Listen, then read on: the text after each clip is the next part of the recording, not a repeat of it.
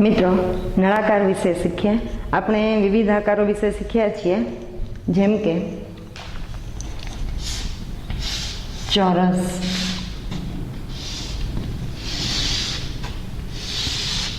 લંબચોરસ.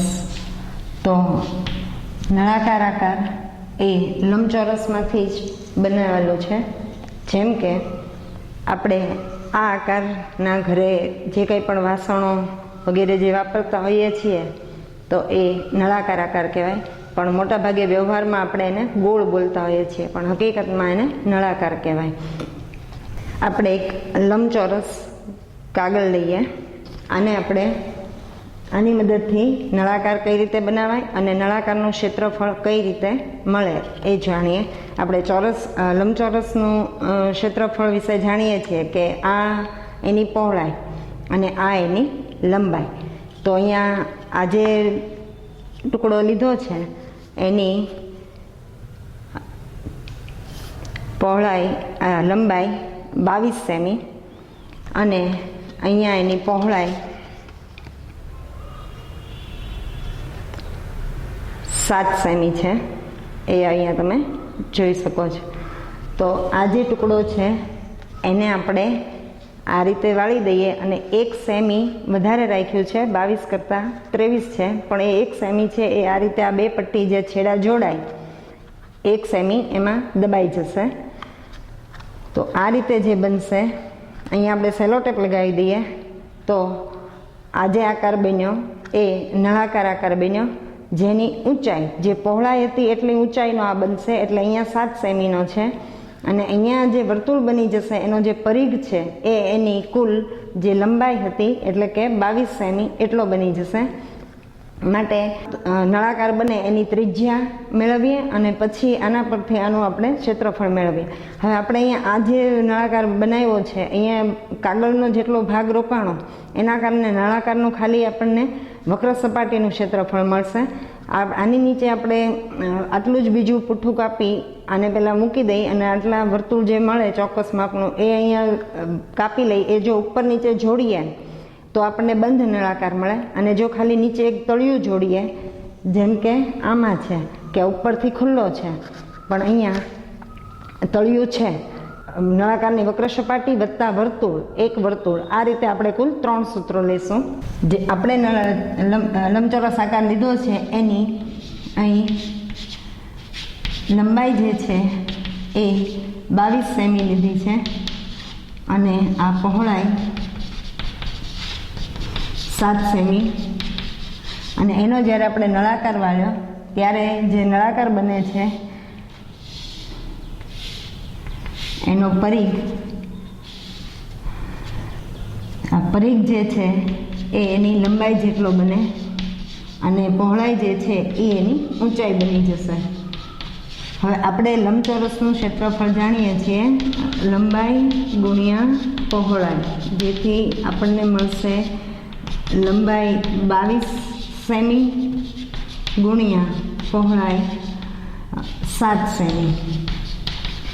તો આ જે ભાગ આપણે વાત કરીએ એમ કે આ લંબાઈ ગુણ્યા પહોળાઈથી નળાકાર છે એની ફક્ત વક્ર સપાટી બને છે, માટે એ આપણને ફક્ત વક્ર સપાટીનું ક્ષેત્રફળ આપે અને એ આપણને 22 ગુણ્યા 7 જેટલો મળે.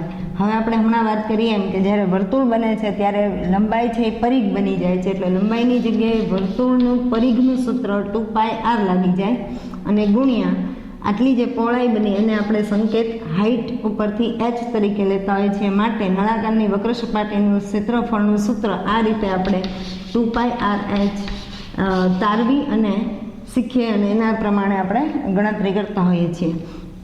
આપણી પાસે જે ક્ષેત્રફળ છે એનું આપણે અહીંયા ગણીએ તો આપણને 22 ગુણ્યા 7 મળશે. જો આપણે આ જ રીતે લઈએ તો પણ 22 ગુણ્યા 7 મળી જશે. અહીંયા પાઈની કિંમત 22 હોય છે. r એટલે આપણી પાસે આ જે વર્તુળ બન્યો એમાં 2πr બરાબર 22 એટલે 22 સેમી હતું. કારણ કે લંબાઈ છે એ કુલ પરિઘ બની ગઈ. આપણે આરનું મૂલ્ય જોતું હોય તો એની સાથેના જે પદ ગુણાયેલા છે એ સામે છેદમાં જશે. એટલે 22 સેમીના છેદમાં 2 ગુણ્યા પાઈની કિંમત 22 સપ્તમાંશ છેદનો છેદ અંશમાં જવાથી અહીંયા 22/22 અને 7/2 એટલે 7/2 સેમી આપણને ત્રિજ્યા મળી કહેવાય. અને અહીંયા એ 7/2 મૂકીએ અને h આપણી પાસે 7 સેમી છે. 7 7 અને 2 × 2 તો 22 × 7 જે અહીંયા પણ આપણને મળે છે. એટલે આ રીતે આપણને અને 2 વાર સેમી ગુણ્યા સેમી હોય તો તમે જાણો છો એકમ ચોરસ સેમી અથવા સેમીનો વર્ગ બંને રીતે લખી શકીએ. તો આ રીતે એક સૂત્રની વાત થઈ. હવે આપણે હમણાં વાત કરીએ એમ કે ફક્ત તળિયું હોય તો આપણે નળાકારની વક્ર સપાટીનું ક્ષેત્રફળની સાથે એક વર્તુળ જોડાવાથી એનું ક્ષેત્રફળ વત્તા કરવું પડે. એટલે એક વર્તુળનું ક્ષેત્રફળ એટલે કે એક તળિયું. તો અહીં આનું ક્ષેત્રફળ 2πrh છે વત્તા એક વર્તુળનું ક્ષેત્રફળ πr² મળે. એટલે ધારો કે આપણે જે બનાવ્યો એમાં આપણે શોધવું હોય તો અહીંયા આપણી પાસે 22 × 7 મળી ગયું છે વત્તા અહીંયા આપણે કિંમત મૂકીએ 22 સપ્તમાંશ ગુણ્યા 7/2 × 7/2 કારણ કે આરનું મૂલ્ય 7/2 છે. અહીંયા 154 સેમીનો વર્ગ મળે વત્તા 7 અને 2 દૂર થતાં 11 × 7 77/2. અહીં સાદુરૂપ આપવું સરળ છે એ ચોરસ સેમી મળે. એ જ રીતે ત્રીજા સૂત્રની વાત કરીએ તો ધારો કે આપણે વાત કરીએ એમ કે કોઈ બંધ ડબ્બી હોય તો ઉપર ઢાંકણું પણ હોવાનું. તો ત્યારે આપણે આખો એ જે બંધ નળાકાર હશે એને બંધ નળાકારનું કુલ ક્ષેત્રફળ કુલ સપાટીનું પણ કહી શકીએ.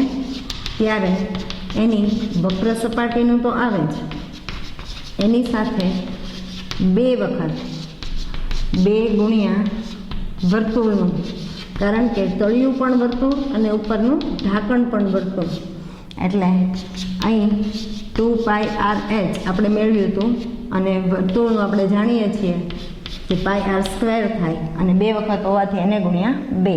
અહીંયા સાદુરૂપ આપીને થોડું સરળ પણ કરી શકાય.